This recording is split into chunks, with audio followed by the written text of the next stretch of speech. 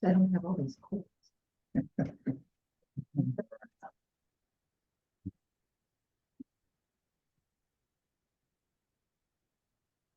It is quiet, isn't it? That's great. I can almost hear myself. Let me get this thing in here, get going.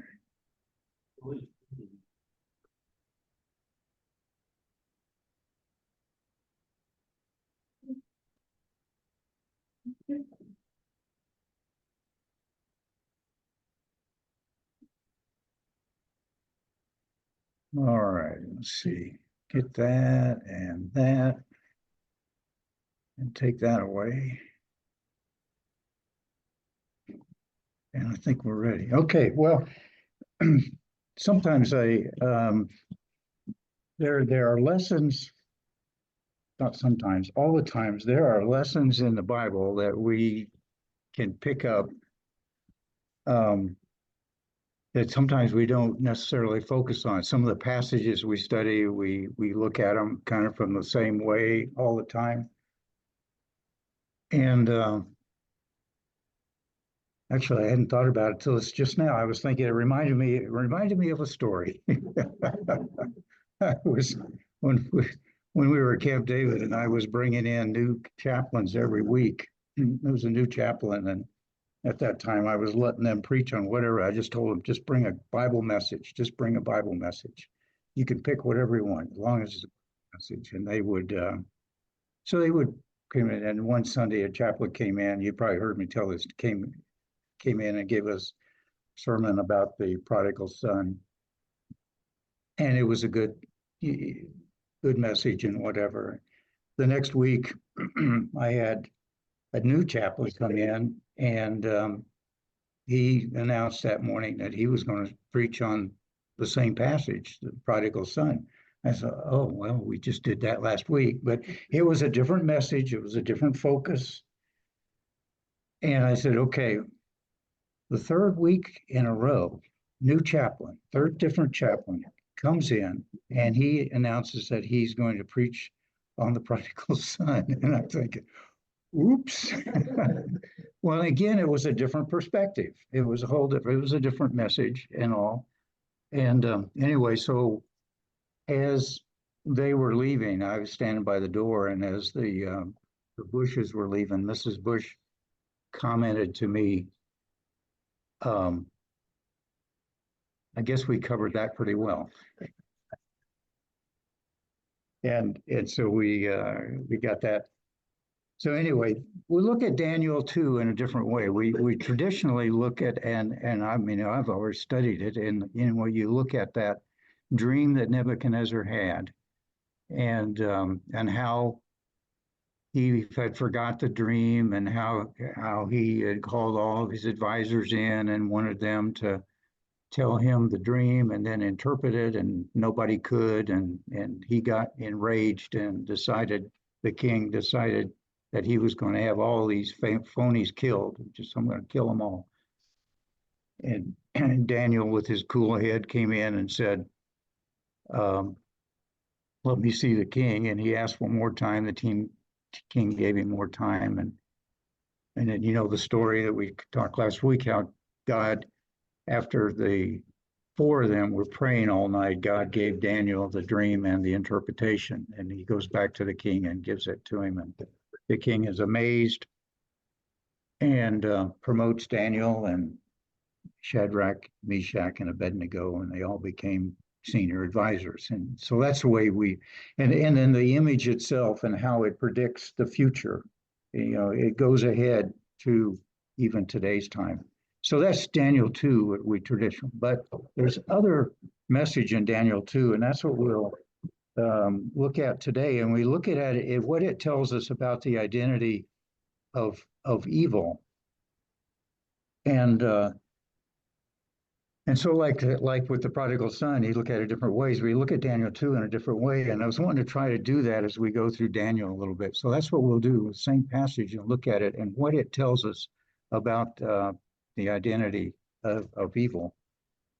I think before we go to that, let's just brainstorm a little bit about um, what would you say if somebody asked you to define evil? You're saying you're going to write a new dictionary. You're working on a new Merriam-Webster, and you want to write. So how would you define it?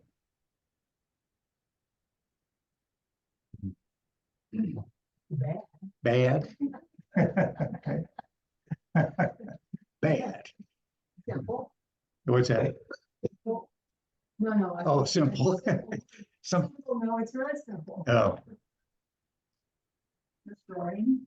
destroying. Okay.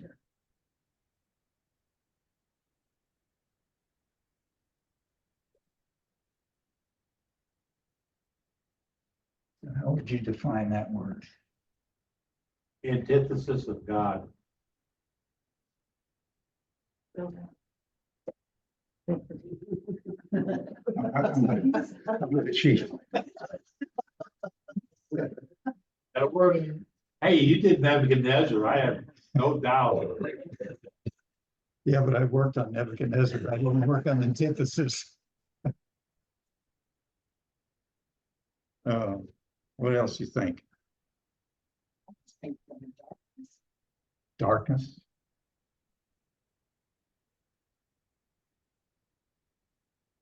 Yeah.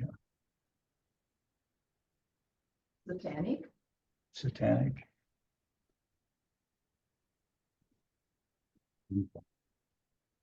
Contrary to God's teachings. Okay. Contrary to God's teaching.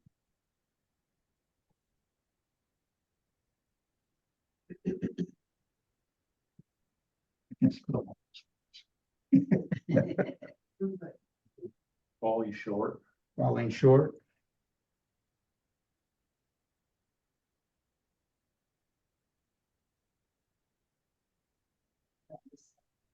Deceptive.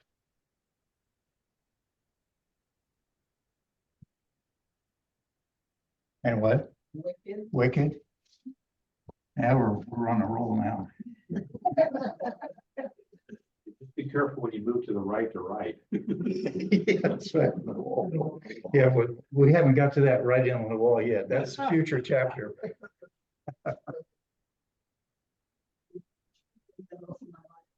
Reproachful. Wicked reproach, Reproach. whatever that means. Means evil. Sounds good. Well, I mean, it sounds bad. I mean.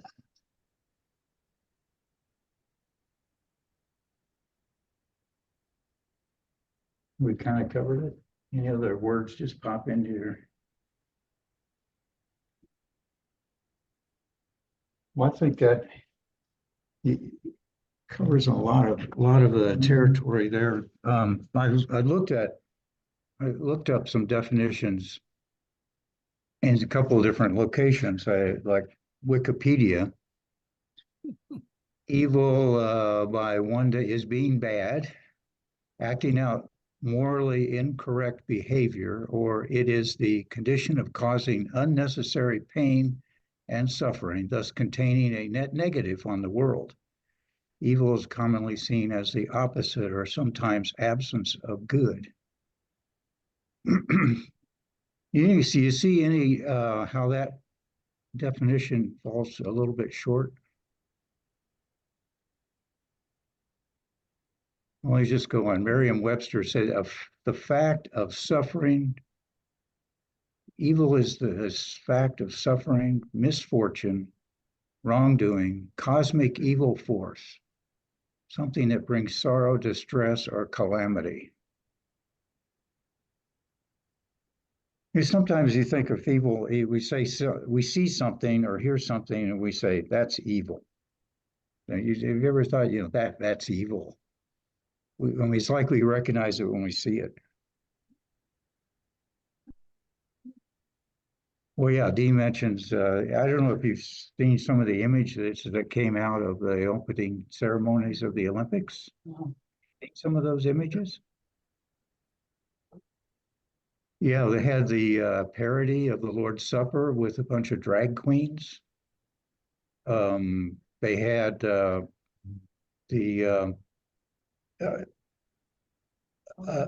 headless woman with a talking head, Marie Antoinette, I guess it was, representing. They had a golden calf on an altar, head of a golden calf on an altar. They had a pale horse galloping, I guess, created a hologram of this thing. Anyway, it was quite kind of wonder.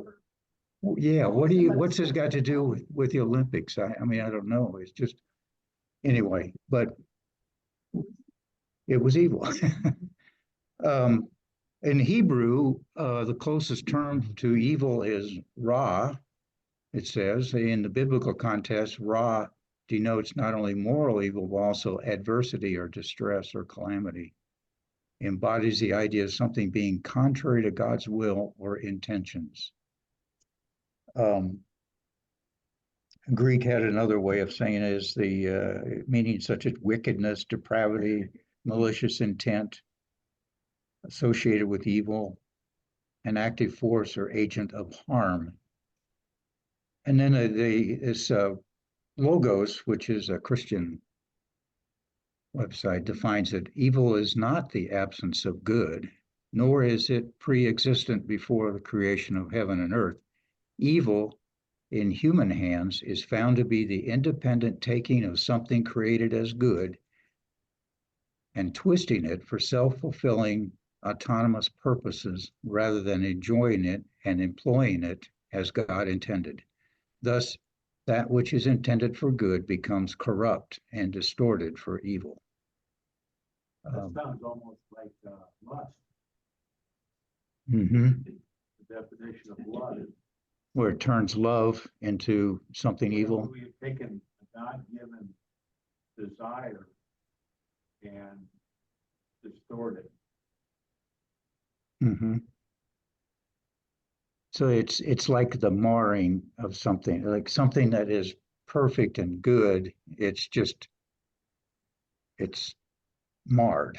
It's marked. It's evil, or I mean, it's.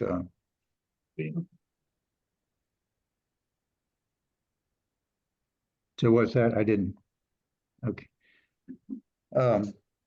So anyway, I guess that I wanted to just think about that, because when I was doing the lesson, I think, well, how would I define evil? And I was trying to think, brainstorm some of the things like you guys came up with. But I think the concept, and you all got it here with the idea that it is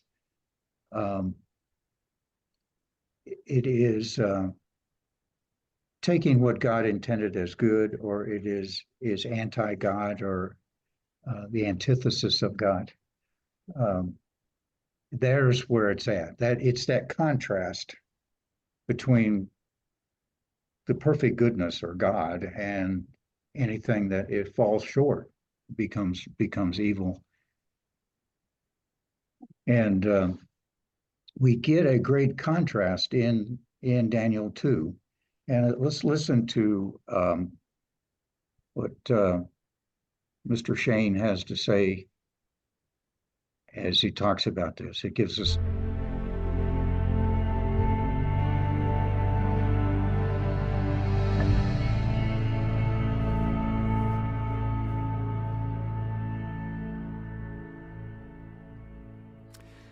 The more you tell someone who they are, the less you have to tell them what to do. Because action flows from identity. We've been tracing this now for a couple of sessions. And I just want to remind you that this is the theme of the book of Daniel. Regardless of what stories we encounter or what images start to emerge, identity is at the core. And the more you tell someone who they are, the less you have to tell them what to do. But that equation also works in reverse. It works in reverse in the sense of your actions reveal who you are. And by default, who you belong to. And sometimes that's really difficult for us in the church or outside the church to accept. Because we love to blame everything on just, everybody sins. No, the reality is your actions should match who you belong to. It's kind of like this. It's kind of like going up to a banana tree, picking off a banana, and taking a bite and go, my goodness, this banana is great.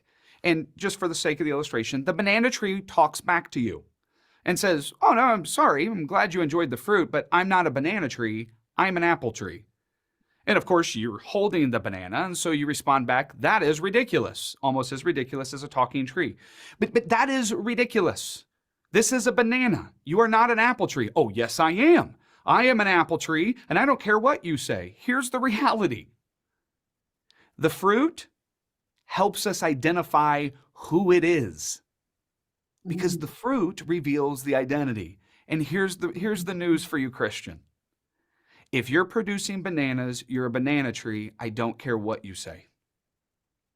You're a banana tree. Because your actions reveal who you are. And by default, they also reveal who you belong to.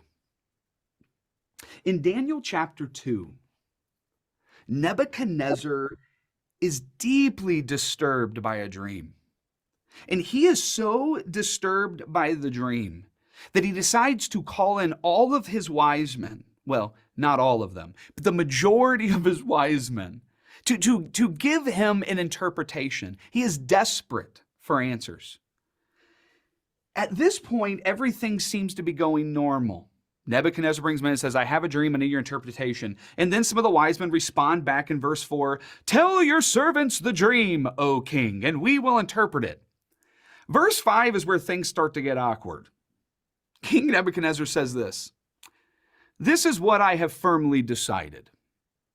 If you do not tell me what my dream was and interpret it, I will have you cut into pieces and your houses turned into piles of rubble.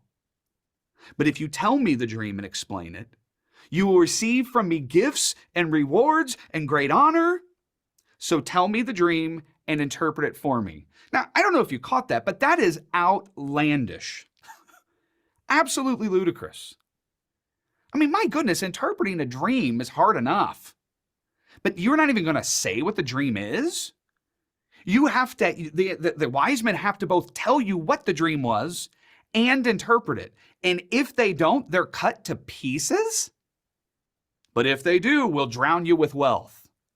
Verse 7, you kind of feel the nervousness of the wise men. They're like, let me clear my throat and just repeat what I said before.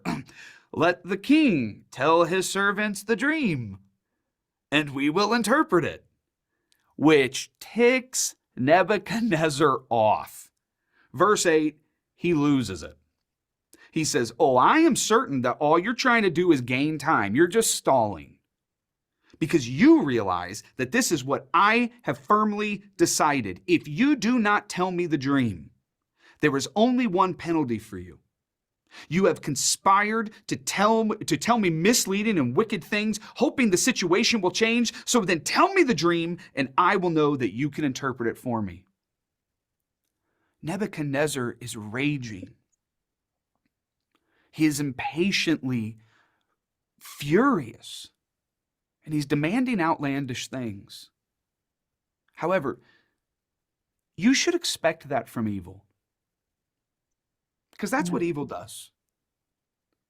You see, one of the ways for Christians to be able to better understand what it is we need to be doing, it's to put a contrast in place. A contrast where we're seeing the way that evil even treats each other. And this isn't the only time we're going to see this in the book of Daniel. This will come up multiple times, where we look at the anatomy of evil to understand more clearly who we are as the good.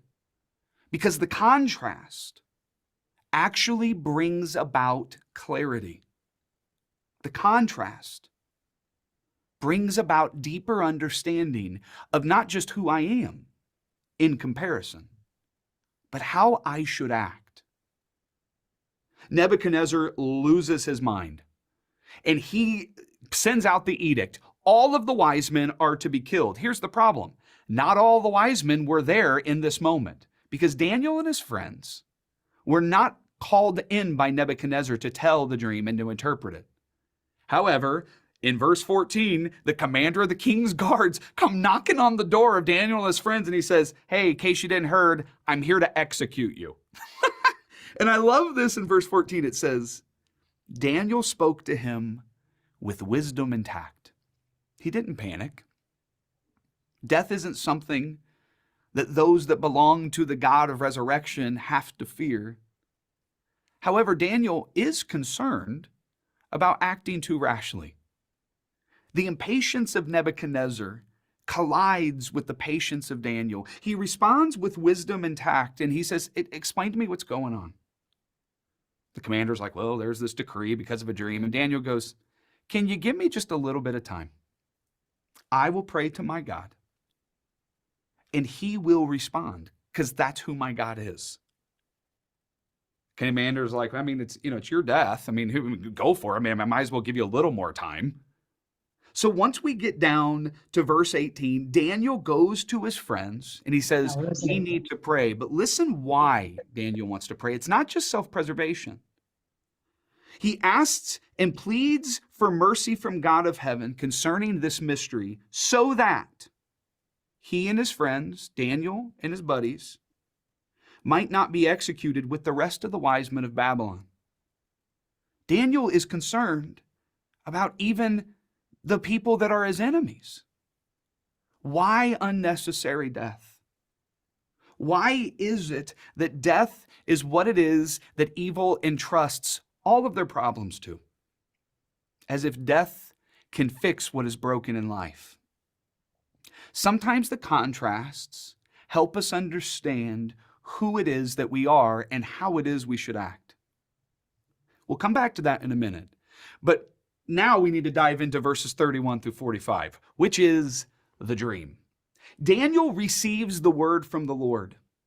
Not only does God interpret the dream, but he tells Daniel the dream that Nebuchadnezzar had. And so in verses 31 through 45, Daniel goes before Nebuchadnezzar and he says, you had a dream of a big statue. And Nebuchadnezzar goes, go on, I'm listening. Daniel goes, at the very top was a head made out of gold. And then you went down and you saw a chest of silver. He says, and then the further down you saw a belly and thighs that were made out of bronze.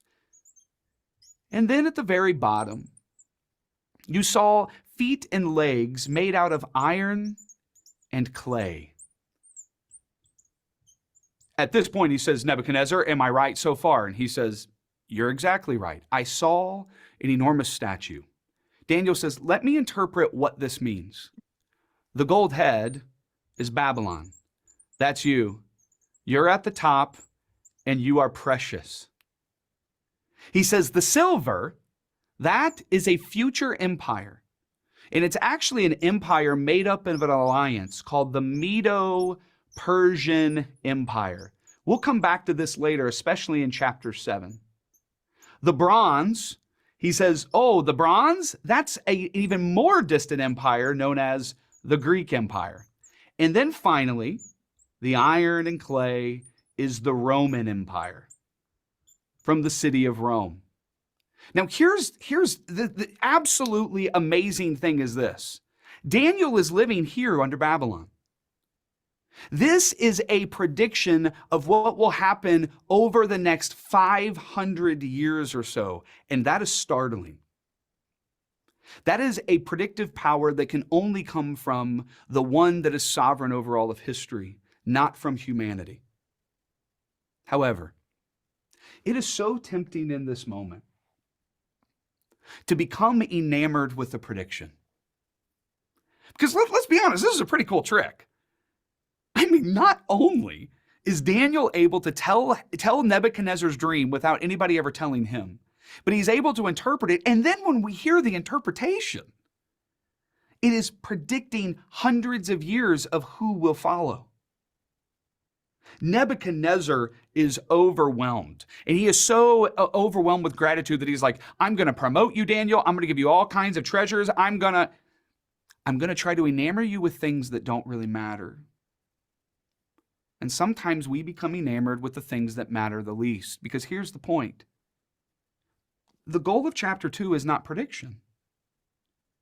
The goal of chapter 2 is not to merely become obsessed with what will be happening in the future. No, no, no. The goal of chapter 2 is to show you a clear contrast of how evil functions so that you, as followers of God, will know what to do. Because when you go through this text, you see the way in which evil always functions. You can expect it. In verse 5, loyalty means nothing to Nebuchadnezzar. His wise men have done nothing wrong. And yet he brings them before him and he makes this outlandish demand of them. Because that's what evil does. Faithfulness is not their native tongue. Infidelity is. But servants of God, we are rooted in faithfulness because we serve the one that is eternally faithful. Once you get down to verse 6, you see another characteristic of evil. Wealth is the answer to everything. I want this interpretation. I want this dream now, so I will give you wealth and you give me what I want. Why? Because I trust wealth to solve all my problems. That's the Bible. But for the people of God, we understand that the things that matter most are not even captured or able to be captured in materials. We understand that people matter more than wealth and even power. The Secret Service. Evil is being unmasked. In verse 9, you see mistrust. Mistrust of the very people that belong to Nebuchadnezzar. He looks at the wise men and he says, I know you're just trying to conspire against me. I know you're just trying to deceive me. Where does the mistrust come from? Answer, their identity. It's their native tongue. They only understand mistrust, but people of God? Trust is the very foundation of our relationship with God, and it should be the foundation of our relationship with each other. Trust. Without trust, all you can rely on is suspicion and deception. That is not who we are, and that is not how we act. But evil is being unmasked. Death is their master.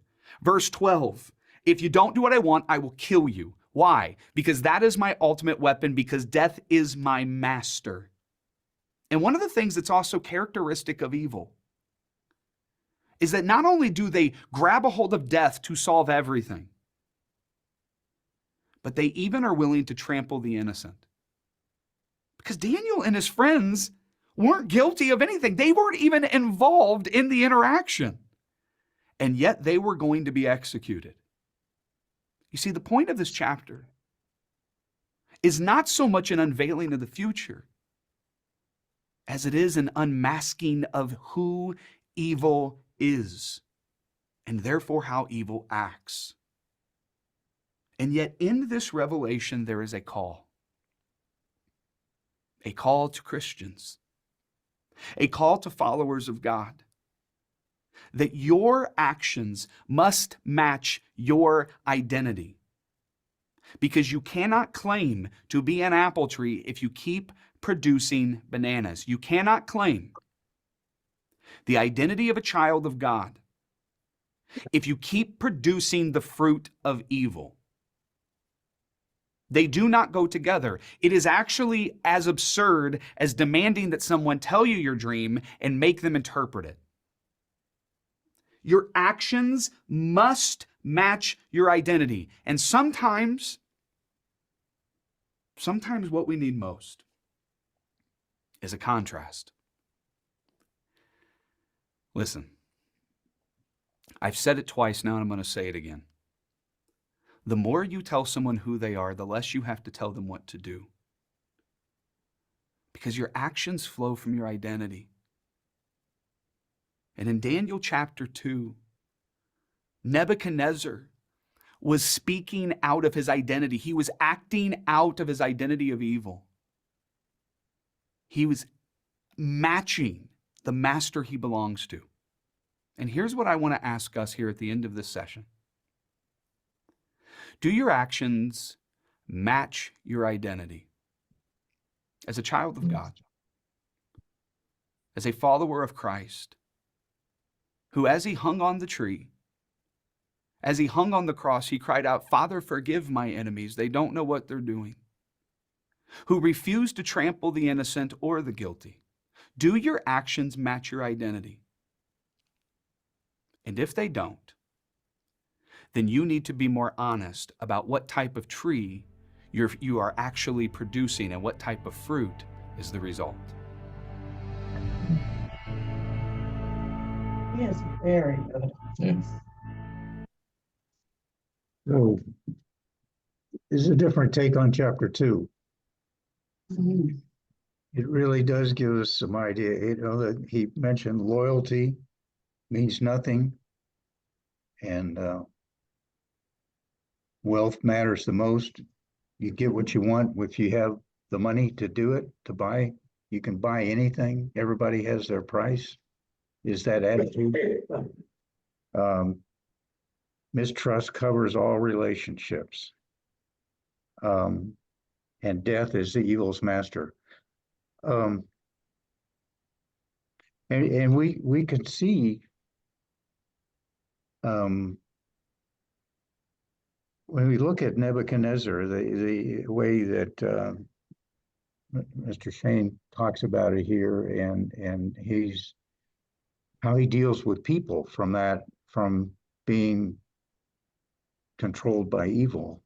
And we can get a flavor of that of people that are that way. I mean, the people that are controlled by the evil side will stab you in the back in a moment if it serves them well. There is nothing, there's no loyalty, there is betrayal, and you just try to get the other guy before he gets you, kind of attitude, or I can get what I want just by using my money. I can buy what I want. That's what we have in our government right now. Mm. Yeah, yeah, that's right, Connie. Yeah, life was cheap. Yeah. Mistrust covers all relationship. Yeah, I mean, you definitely see that attitude of if identity of evil, evil is not going to trust anybody because they know that the other guy is trying to get them. So they just know it. And so they look at every relationship that way. Like, you may be looking like you're really nice to me, but I know you're not nice and you're just trying to figure out a way to get me. And so there's mistrust everywhere. Death is evil's master. Thought about school until how much of society, how many view death as, that's the answer, abortion. I have a problem, kill the baby, make that problem go away. That is evil's answer to a lot of problems, is just death, make it go away. That it does not solve the problem. I mean, it creates other problems, but that is one of the first approaches. Mhm. And we talk about the culture of death all around. The culture of death. Yeah. There's an area that he didn't talk about that it really wasn't so much in Nebuchadnezzar, but is the lies, that evil, and they say Satan is the father of all lies, and there is that use of lies and character assassination and that kind of thing that evil does. So in chapter 2, we get a contrast. We get a contrast between the actions of Daniel on the good side and actions of Nebuchadnezzar on the evil side. And it kind of gives us, I think it does give us a modus operandi of evil. This is how evil works, is because what it is. They were in there to interpret that. to tell Nebuchadnezzar what the dream was. Nebuchadnezzar could have said, no, that's not my dream. Yeah. What would he have done there? Oh, well, I don't know. He says, he probably have said, Nebuchadnezzar, you're lying to me now because I know my Lord has told me what it is. I don't know. Chapter 2, I find it vision necessity. The Lord makes a move, the devil makes a move. The Lord counters the move, the devil makes a move. Hmm. The Lord counters that, and the devil's wiped out. Hmm. Checkmate. Yeah. Hmm. Because the Lord gave Nebuchadnezzar the dream, the devil saw a chance to get rid of Daniel and his three friends. You know, just back and forth like that. Every time the devil came up with a scheme, or the Lord countered it, and it just all the way through the chapter like that. And in the process, discredited all of the sorcerers and magicians and all of these soothsayers and all. They got discredited in the whole process too.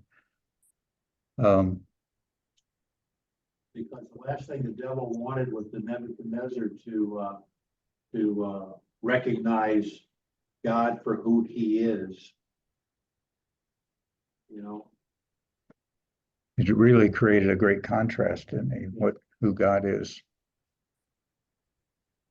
It gives a contrast, I mentioned that, Terry. I think it contrasts between who God is and who Satan is. Satan can't read our minds. He can't interpret. He can't know what we dream. and he's never had an original thought in his life. Everything he does is, you ready for this? An antithesis of what God does. I mean, he's anyway, that's, he just I should takes it and twists it. I should get that.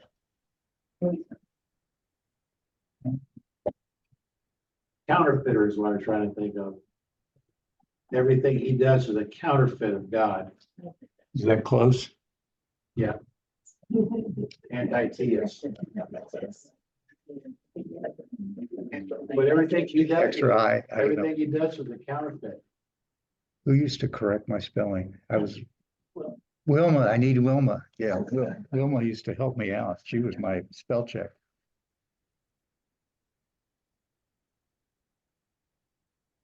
Well, I think the same verse, key verse, however, there is a God in heaven who reveals secrets, and he has made known to King Nebuchadnezzar what will take place in later days. And so next week we'll do work at chapter 3, the golden image, and that'll be the golden image in the fiery furnace, and we'll look at that and think about what role does worship have? What is the role of worship? I think that's an important part of next chapter. Any other thoughts? Corrections? Why do we worship God? Yeah, what is the role of worship of anything? Well, you don't yeah, that's what I'm thinking as far as next week. Yeah, we have a whole week to worry about it. Yeah, because chapter 4 has a lot to do with worship. Anyway, so unless anybody else had any, let me close. Heavenly Father, Lord, thank you for this morning, Lord, for your word. And we do thank you for all the nuggets of truth that are in your word, that are there for the finding. And we just thank you for what it can teach us, how we should live, who we are to be. And we pray now that you would go with us as we go our separate ways. Hold up those who can't be with us this morning. We pray for your mercy and healing as necessary. We with the pastor worship service this morning. And we pray you bring us all back together as we spend our time thinking and with your help, living as you would have us to. In Jesus' name, amen. Amen. All right. Yeah, that's right. And let's everybody do apples, not bananas, or banana, whatever kind of tree you are, do the right thing. All right. See everybody.